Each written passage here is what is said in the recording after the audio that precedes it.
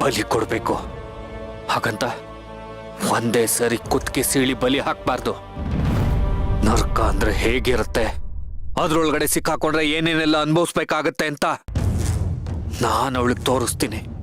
ಬೆಂಕಿ ಬಿದ್ದು ನರಳಾಡ್ತಾ ನೀನ್ ಅನುಭವಿಸಿದ ನೋವನ್ನ ಅವಳು ದಿನ ದಿನ ಅನುಭವಿಸೋ ಹಾಗೆ ಮಾಡ್ತೀನಿ. ಜೀವಂತವಾಗಿ ಸಾಯಿಸ್ತೀನಿ. ಬಿಡಲ್ಲ ಮೀರಾ ನಿನ್ನನ್ನ, ನಿನ್ನನ್ನು ಬಿಡಲ್ಲ. ಸರ್, ಆ ಫೋಟೋಗ್ರಾಫರ್ ಮಗ ನನ್ನ ಹತ್ರ ಸ್ಪಷ್ಟವಾಗಿ ಹೇಳಿದಾನೆ ಅಶ್ವಿನ್ ನಿರಪರಾಧಿ ಅಂತ. ಅವನು ಹೇಳಿರೋದಕ್ಕೆ ಸಾಕ್ಷಿ ನೀನೇನಾದ್ರೂ ಅವನ್ ಸ್ಟೇಟ್ಮೆಂಟ್ನ ರೆಕಾರ್ಡ್ ಮಾಡ್ಕೊಂಡ್ಯಾ? ಇಲ್ಲ ಸರ್, ಬಟ್ ಅವನು ಸಾವು ಬದುಕಿನ ಮಧ್ಯೆ ಇನ್ನೂ ಉಸಿರಾಡ್ತಾ ಇದ್ದಾನೆ.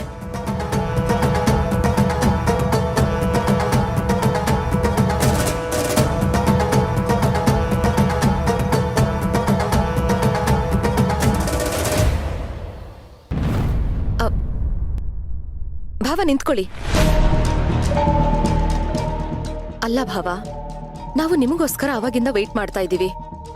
ನೀವು ನೋಡಿದ್ರೆ ನಮ್ಮನ್ನ ನೋಡಿನೂ ನೋಡ್ದಿರೋ ಹಾಗೆ ಹೋಗ್ತಾ ಇದ್ದೀರಲ್ಲ. ನನಗ್ಯಾಕೋ ನೀವು ನಮ್ಮನ್ನ ಅವಾಯ್ಡ್ ಮಾಡ್ತಾ ಇದ್ದೀರಾ ಅಂತ ಅನಿಸ್ತಾ ಇದೆ. ನಾನೇನಕ್ಕೆ ನಿಮ್ಮನ್ನು ಅವಾಯ್ಡ್ ಮಾಡ್ಲಿ? ಅದಕ್ಕೆ ಈಗ ತಾನೇ ಬಂದಲ್ಲ, ಫ್ರೆಶ್ ಅಪ್ ಆಗಿ ಬಂದು ಮಾತಾಡ್ಸೋಣ ಅಂತ ಹೊರಟಿದ್ದೆ. ಕರ್ಣ, ನಮಗೊಂದು ಅನುಮಾನ ಇದೆ. ಗೊತ್ತು ನಿಮ್ಮಿಬ್ರು ಮನ್ಸಲ್ಲಿ ಏನು ಕೊರಿತಿದೆ ಅಂತ.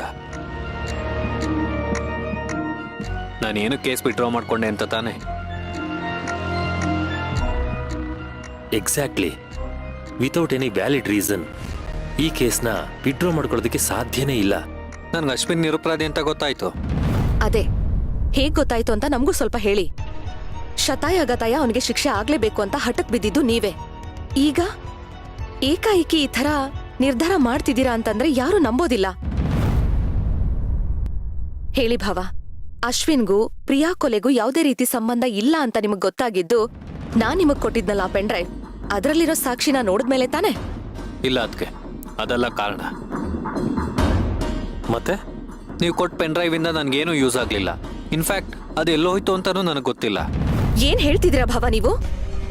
ಸೇವಂತಿ, ನೀನ್ ಆವೇಶ ಪಡ್ಬೇಡ. ಕರ್ಣನ್ಗೆ ಒಂದ್ ಸ್ವಲ್ಪ ಟೈಮ್ ಕೊಡು. ಅವನು ಕಥೆನ ಕುಕ್ಅಪ್ ಮಾಡಿ ಹೇಳಿ. ನರೇಶನ್ ಕೇಳಕ್ಕೆ ಒಂದ್ ಸ್ವಲ್ಪ ಮಜವಾಗಿರುತ್ತೆ. Take your time Karna. ನನ್ನ ಮಾತ್ ಮೇಲೆ ನಿಮಗೆ ನಂಬಿಕೆ ಬರ್ತಿಲ್ಲ ಅಲ್ವಾ? ಅಲ್ಲ ಭಾವ, ಆ ಪೆನ್ ಡ್ರೈವ್ ಸಿಕ್ಕಿದ್ದು ನನಗೆ. ಆ ಸಮಯದಲ್ಲಿ ಅದನ್ನ ನಾನು ಕೋರ್ಟಿಗೆ ತಗೊಂಡ್ ಬಂದು ಅರ್ಜುನ್ ಸರ್ ಕೊಡೋ ಪರಿಸ್ಥಿತಿ ಇರ್ಲಿಲ್ಲ. ಸಾವು ಬದುಕಿನ ಮಧ್ಯ ಹೋರಾಡ್ತಿದ್ದ ಜೀವನ ಉಳಿಸೋದು ನನಗೆ ಮುಖ್ಯ ಆಗಿತ್ತು. ಆ ಟೈಮ್ಗೆ ದೇವ್ರು ಬಂದಾಗ ನೀವು ಬಂದ್ರಿ.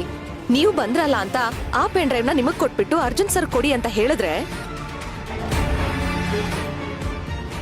ಆ ಕಡೆ ಅರ್ಜುನ್ ಸರ್ಗೂ ಕೊಡದೆ ಈಗ ಆ ವಿಷಯನೂ ಎತ್ತದೆ ಕೂಲಾಗಿ ಅದೆಲ್ಲ ಹೊರಟೋಯ್ತು ಕಳೆದೋಯ್ತು ಅಂತ ಹೇಳ್ತಾ ಇದ್ದೀರಲ್ಲ, ಇದ್ಯಾರಾದ್ರೂ ನಂಬೋ ಮಾತಾ? ಸ್ವಲ್ಪನಾದ್ರೂ ಯಾರಿಗಾದ್ರೂ ಎಥಿಕ್ಸ್ ಇರ್ಬೇಕು. ಒಪ್ತೀನಿ. ಅದಕ್ಕೆ ನಾನು ಕೇರ್ಲೆಸ್ ಮಾಡಿದಕ್ಕೆ ಅದನ್ನ ಕಳ್ಕೊಂಡೆ. ಆದ್ರೆ ಬೇಕು ಬೇಕು ಅಂತ ನಾನೇನು ಕಳ್ಕೊಳ್ಳಿಲ್ಲ. ನೀವು ಅದನ್ನ ಕೊಡ್ತಿದ್ದಾಗೆ ಸೀದಾ ಅದನ್ನ ಪಾಕೆಟಲ್ಲಿ ಹಾಕೊಂಡು ಕೋರ್ಟ್ಗೆ ಹೋದೆ. ಅರ್ಜುನ್ ಕೊಡ್ಬೇಕು ಅಂತ ಅದನ್ನ ಪಾಕೆಟಲ್ಲಿ ಹುಡ್ಕೋದ್ರೆ ಅದು ಅಲ್ಲಿ ಇರ್ಲಿಲ್ಲ.